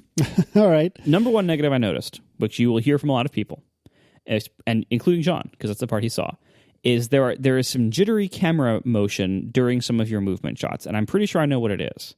If I had to guess, you were shooting that on a modern iPhone on a gimbal. Is that right? Well, so I used a gimbal. I used a gimbal only when I was doing moving shots of the car from the outside. Right. So you're moving like shots walking of the car, up to it or panning around it kind of things, right? Yes, Okay. exactly. So there's some jittery movement that happens during this. And so what I'm pretty sure you're seeing, I'm not positive because I haven't looked at the DJI app that I haven't launched in a very long time for my gimbal that I haven't used in a very long time. But I think what you're seeing is the camera's image stabilization fighting the gimbal. This is a thing that ever since the dawn of image stabilized cameras and lenses, you've had to disable image stabilization when using them on a tripod or another gimbal, if you're doing like a panning mode on a tripod, because basically what happens is the image stabilizer doesn't know that it's being stabilized by something else. And so if you're like doing a panning shot on a tripod, the image stabilizer in the lens will kind of like jump a little bit as like it'll try to correct the panning that you're doing, reach the end of what it can do, and then jump back, and then correct it again, and then jump back. So you have this kind of jumpy motions in the panning motion as it moves. And similarly, when you're on a gimbal, you know, the gimbal is doing the stabilization, but again, the phone doesn't know that. And so phones that have optical image stabilization during video shots, which I believe is everything after the 7, I think. But anyway, optical image stabilization during video now fights when you're on a gimbal. It does the same thing where it kind of like jumps a little bit, like every bit of motion, like maybe every second or two you'll have like a little bit like a correction where the stabilizer kind of corrects for the motion that just happened. And so what you need to do, I'm not sure you can, but what you need to do is disable image stabilization in the phone when you're using it on a gimbal. Somehow I think there's a way. If there isn't, you shouldn't use a modern iPhone on a gimbal like this. You should use one up to a 7 that doesn't have stabilization. You may want, and this is more advanced, you may want to learn how to use it without autofocus either. You know, like one of the biggest effects that video people try to avoid by usually not using autofocus or using it very carefully is what you don't want to see in a video is focus hunting. Yeah, this is the thing where the camera like blurs in and blurs out because the camera itself is moving the focal point forward and back, looking for the correct autofocus point. And the easiest way to not have that is to manually focus, and that's hard. You know that you will get it wrong sometimes and just have blurry shots that you might not be able to use. But generally, an occasional blurry shot that you may have to reshoot or not use or hope nobody notices is less noticeable and less bad than seeing focus hunting happening in a video. So you may want to consider learning how to do this without autofocus. Yeah, there was one shot toward the end where I kind of walked up to the GTI logo that you can very clearly see it, and I noticed it, and I thought about cutting it, but I felt like it's okay enough to pass my test, at least for this video, and I didn't want to fight it anymore. But I know exactly what you're saying, and actually, for most of the tripod shots where I'm talking to the camera, I did that with Filmic Pro, and I did that in such a way that I locked the focus and locked the exposure, because something I noticed as well in prior videos of my own is that there was some not only focus hunting but exposure hunting, if you will, where it's kind of trying to figure out is what is the user focusing on here, and how should I expose the entire image in order to get that thing exposed properly. And so with Filmic, you can lock not only exposure, but lock focus. And so I tried to do that for pretty much any of the shots, like I said, where I'm outside the car talking to the camera directly. Yeah. And so that's, again, it's hard to solve that. I actually find, just when I shoot casual video, I find the auto exposure on the iPhone during video is actually pretty good. And I don't usually find myself fighting it. Agreed. In this particular case, though. Yeah. Yeah, and in this particular case, I think it makes sense for me to exposure and focus lock. Generally speaking, I completely agree with you that the focus, sometimes it's great, sometimes it's not, but the exposure is usually very good. But I noticed in prior videos of my own that sometimes it isn't. So I should warn you with this next part. I took one video production intro class in college. So what I'm going to tell you is from Video 101. It's probably oversimplified, and actual video people who are listening to this are going to want to kill me because it's probably going to be awful. When you're doing a 2-camera setup, there's this concept of the 180 line. Are you familiar with this? No, not at all. So the idea basically, and again, people who know what they're talking about, I apologize. I'm very, very sorry. I'm probably going to butcher this and tell him all the wrong information, and I'm sure you're going to write in and tell us the right stuff. The basic idea, as I remember it from college film 101, is, so if you think about if you have a 2-camera shot, think about filming 2 people sitting talking to each other. The idea is you have a line that's kind of like the plane of what you're looking at, the line between them. And the whole idea of doing multi-camera with this rule, the 180 rule, is basically make a semicircle that comes from that line around them. So you can kind of position the cameras any point around that line. So you have half of a circle, the people are in the flat line in the middle of that circle, and the camera can go around the perimeter. The idea is you only have that front half of that circle to put the cameras. You never cross over that line and go behind them, what would be visually behind them. Do you get what I'm saying? I think so. And so the idea is if the camera, if you're alternating between shots and one of the cameras crosses over this 180 line, it disorients the viewer. It makes it hard to follow where am I? What perspective am I seeing this from? It's disorienting and it looks weird and it doesn't look good. And there was a shot, there were a set of shots you did with 2 GoPros in the car. Mm-hmm, and it was funny because you could see the other GoPro in the shot, right? And the angles that you had these set up, I think it was getting a little too uncomfortably close to cross. They were almost 180 degrees from each other. You know, like, and so it felt like you were breaking this rule a few times. Where like there were a few cuts that you would do between those two cameras, where I would think, "Ooh, that I feel like I'm backwards now." Like it was a weird cut. Yeah, I can understand that. Also, when you're doing two camera shots, or when you're doing even one camera shot, it helps when you're doing a cut to avoid the look of a jump cut. You know what a jump cut is? Yeah. And which is, it's a little different now because now jump cuts are kind of popular among like the popular vloggers. But the idea of avoiding a jump cut where like it looks like the camera just like, it looks like you just cut part of a video out of it and it just like the person just kind of jumps instead of looking like an intentional cut where like you change the angle, right? There were one or two jump cuts that I left kind of deliberately, but there were actually quite a few that I masked by also simultaneously doing a camera cut as well. So I would clip a bit of video, and then at the moment where I went from the prior bit to the new bit, I would also switch cameras in order to mask that. Right. And so one of the ways that when you're doing multicam like that, one of the ways it looks better, and you didn't have this issue so much, but I think it would be an improvement, is when you're doing a cut from one camera to another, not only should you vary it by like not a small amount, because like if the two cameras only vary by a small amount, it looks like a jump cut. It looks kind of weird. They should be noticeably different angles, but also, if possible, they should be noticeably different zoom perspective levels. Because then, like, basically, when you're doing between two cameras, the more different the two cameras look, without being too disorienting, like breaking the 180 line, the more different they look, generally, the better and more professional it looks, and the less it will ever look like a jump cut. So again, sorry, film people. I'm probably butchering this. I apologize, but this is what I remember from my 101 class. You can write in if there's a good resource for Casey to look at that's better than me. Feel free. The two GoPros that you had in the car during those shots, not only were they basically 180 degrees from each other, but also right. I felt like the angles, even though they were so different, like the perspective I was getting, it was too similar. Like your framing between like where you appeared was so similar. Like I felt like those would have looked better if one of them had a more different perspective than the other one. Yeah, and I never really was satisfied with any of the placement I had for the GoPros any of the times I was in the car.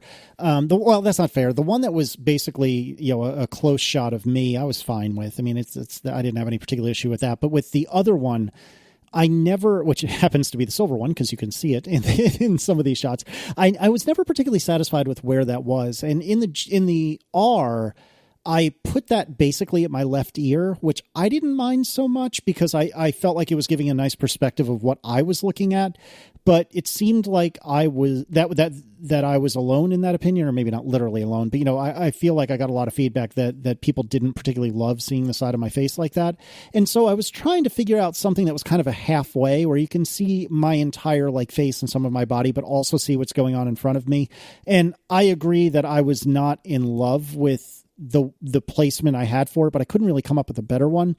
And maybe the answer is I just give up on showing me at all, and maybe I just have it, pointing directly out the front of the car. I'm not sure, but this 180 thing, I'm not sure, but this 180 thing you're talking about, that to some degree verbalizes or like personifies is the word I'm looking for, but verbalizes, I guess, the kind of icky feeling I had about it. I just couldn't figure out how to make it better. You know what I mean? Yeah. Oh, by the way, thank you very much to Colby __ in the chat room, who's linked to something I didn't know existed, the 30-degree rule, which is saying that that basically when you're transitioning between two cameras, when you're doing a cut, that the second one, the camera you're going to should be at least 30 degrees different in where it is oriented perspective-wise to the subject as the first cut was. Does that make sense? Like you should move at least 30 degrees with the position of the second camera from the first one. So thank you, Colby __ for that. I didn't know about that one. So ultimately, though, you're getting really good at this. Like, thanks. You can see a progression of what you're doing and problems you're solving as you go. Like you can see, like when you watch your videos in order, you can see how you're getting better. It's pretty noticeable. I would say you have almost completely solved your in-car audio challenges. Good. Oh, good. And that's a big one. That's because like I know that was really hard, and that was an area that really needed it before, and you're pretty good. Like the in-car lavalier mic stuff you did was pretty good.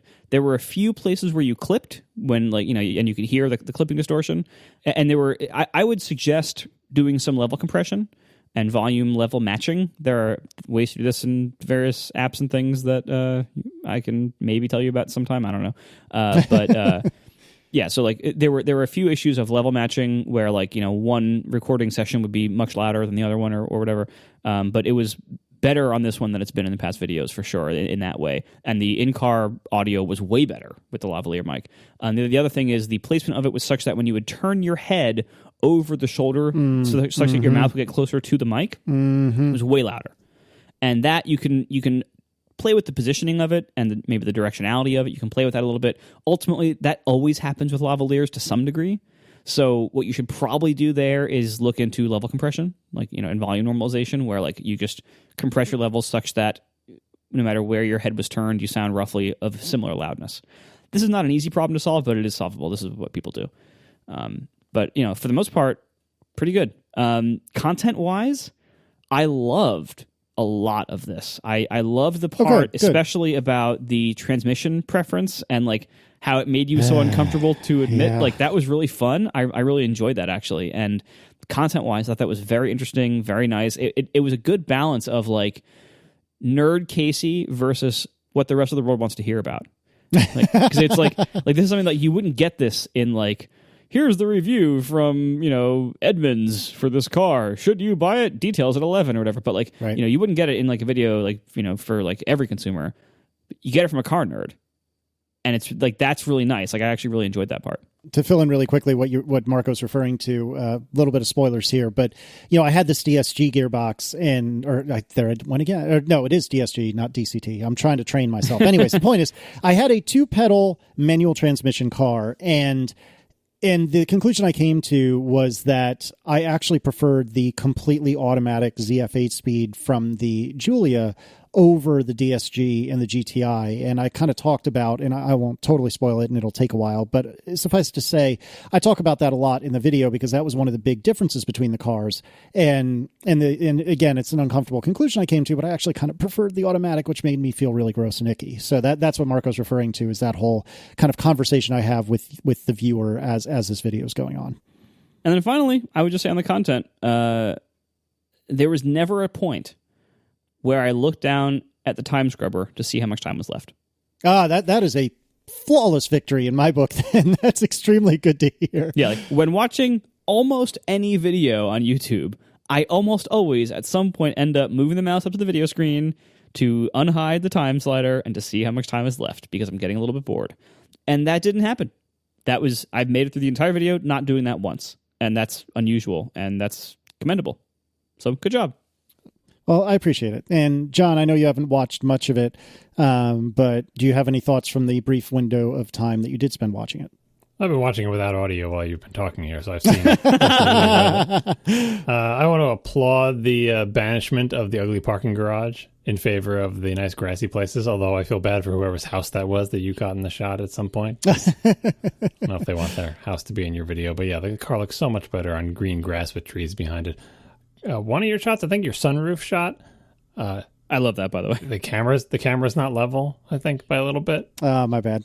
So you get a little leveling. You probably fix that in Final Cut, but that's all right. But yeah, and since I haven't heard all the content of it, the other camera move thing I want to add, Mark already covered the stabilization stuff, is some of the actual trajectories, like the actual moves, are weird.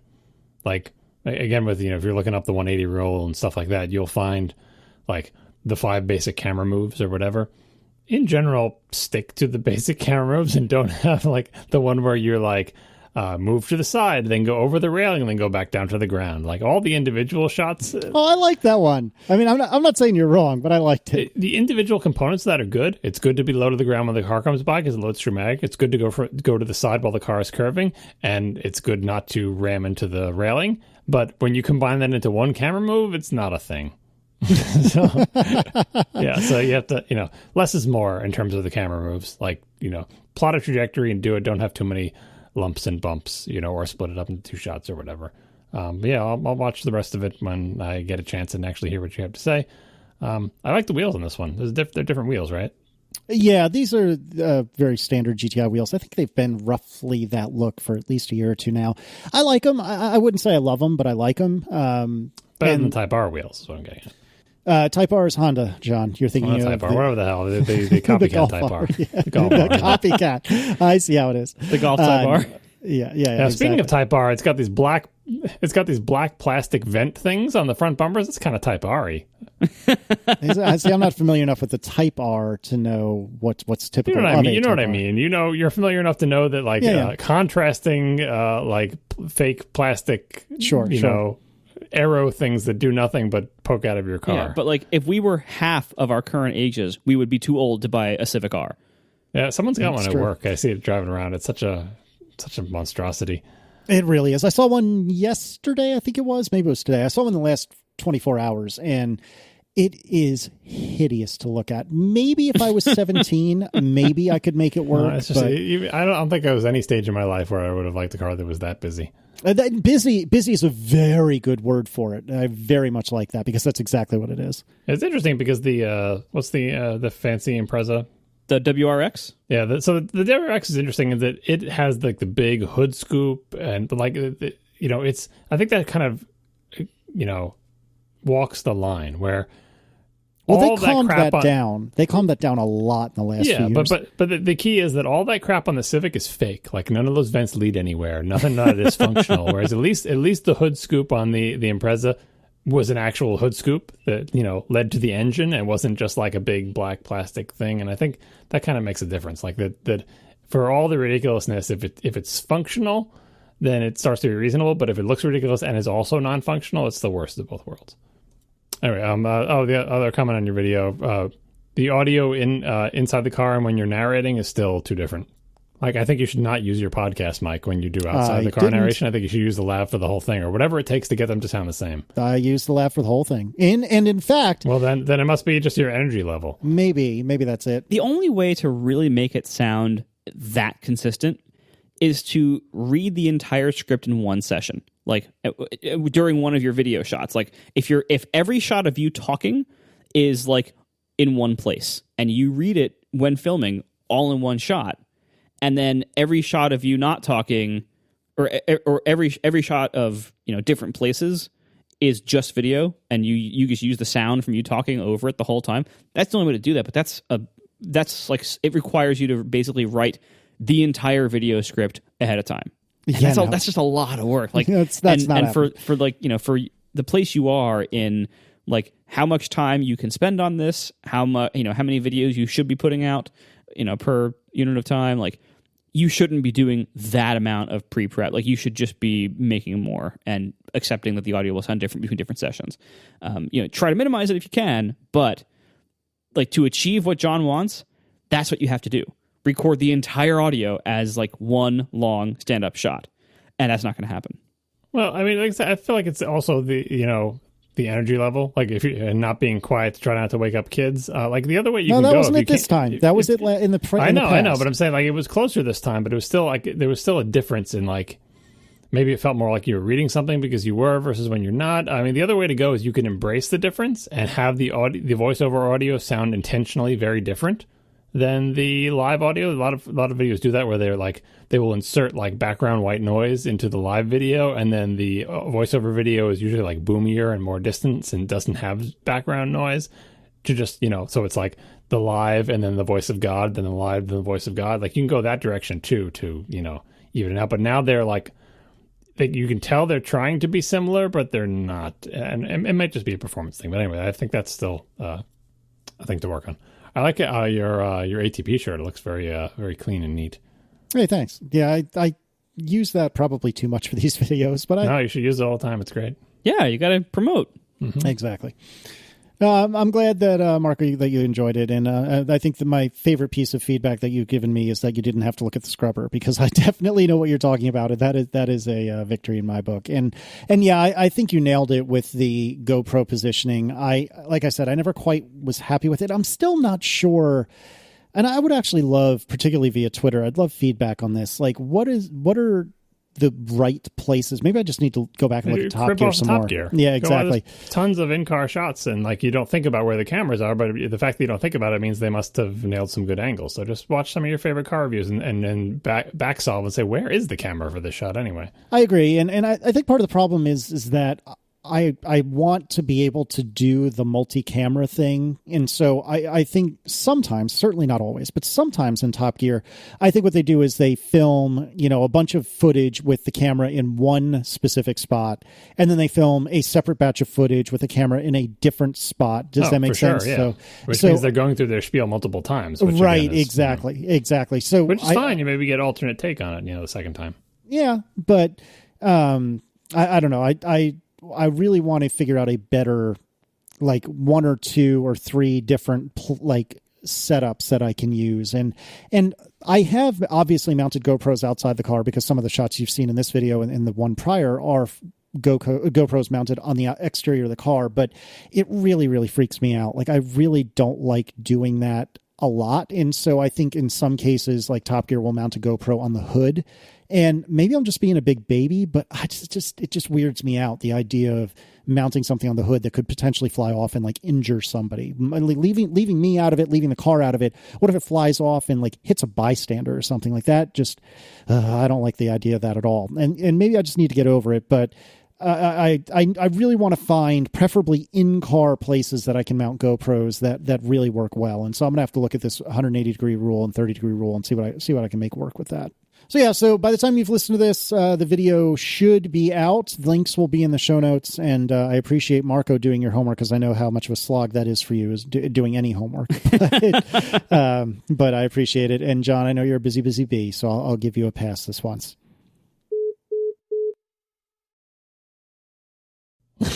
Like start a rotate chicken nuggets timer. I have said that. Why are you rotating the chicken nuggets? Like, is it essential? I know you have uneven cooking in the oven, but like, is this the type of meal where you're like, no, they need to be super evenly cooked. We got to rotate them. Like, how uneven is the cooking in your oven? That's going to ruin the chicken nuggets. They're a very delicate meal. It's like soufflés and chicken nuggets. That's what they say. Both very, very sensitive. Well, like, this from the guy who, like, the one time I tried to make kids macaroni and cheese in your kitchen, I tried to, like, hand it off to you, like, halfway through, and you're like, well, you've already ruined it. But I guess I can take this over. I didn't say you ruined it. Doesn't sound like me. I'm sure I fixed it for you, but I'm sure it wasn't ruined. Oh, my word. You're trying to cook the noodles for the time they say on the box or something crazy like that. No, I wasn't. It wasn't that bad. Were they dinosaur-shaped chicken nuggets? Yes.